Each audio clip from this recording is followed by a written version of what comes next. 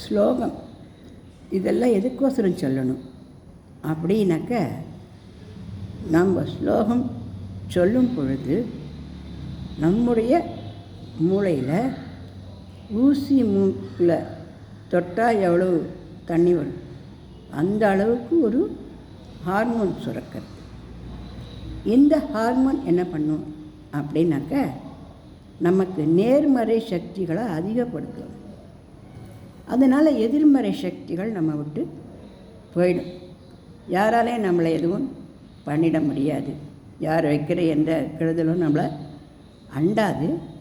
நம்மளை சுற்றிலும் ஒரு ஆரோ அப்படிங்கிறது ஏற்படும். ஆரோ அப்படிங்கிறது கண்ணுக்கு தெரியாது. ஆனால் நமக்குள்ள ஒரு சக்தி, நமக்குள்ள ஒரு திறமை அப்படிங்கிறது நமக்கு தெரியும். ஸ்லோகம் சொல்லாட்டா அதெல்லாம் கிடைக்காதா அப்படிங்கிறது இல்லை.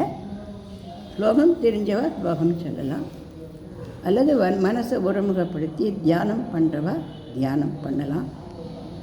அதாவது நம்ம மனசுக்கு ஒரு அமைதியை ஒரு நாளைக்கு ஒரு 10 நிமிஷங்களாவது நம்ம கொடுக்கறதுனால நமக்கு இந்த நல்ல மாறுதல்கள் நம்ம உடம்பில் நமக்கு ஏற்படும். அதோட ஸ்லோகங்கள் அப்படிங்கிறது எல்லாமே ரொம்ப சக்தி வாய்ந்த மந்திரங்கள். இந்த மந்திரம் அப்படின்னு என்னென்னா, மனசுக்கு நிம்மதியை கொடுக்கும் மந்திரங்கள்லாம். உண்மையில் இந்த பிரபஞ்சத்தில் நமக்கு வேண்டியது எல்லாமே நிறைஞ்சு இருக்குது. எல்லா இடத்துலையும் கரண்ட்டு நிறைஞ்சு தான் இருக்குது. நம்ம சுவிட்சை போட்டால் தானே லைட் வருது.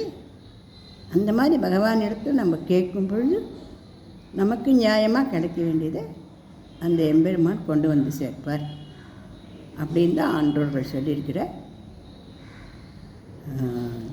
ஒரு விதி. அதனால் ஸ்லோகங்கள், ஸ்தோத்திரங்கள், நல்ல பாடல்கள், நிம்மதியான ஒரு மன நிலைமை அப்படிங்கிறத நாம் நம்முடைய மனசுக்கு நம்ம கொடுத்துக்கணும். அதுவும் இந்த ஸ்ட்ரெஸ்ஸான இந்த ரொம்ப பரபரப்பாக இருக்கக்கூடிய இந்த காலகட்டத்தில் நமக்கு இது ரொம்ப ரொம்ப முக்கியமானது.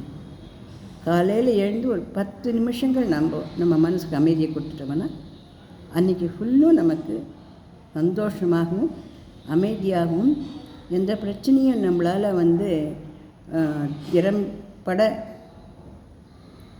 ஜெயிச்சு வரக்கூடிய சக்தியும் நமக்கு ஏற்படும்.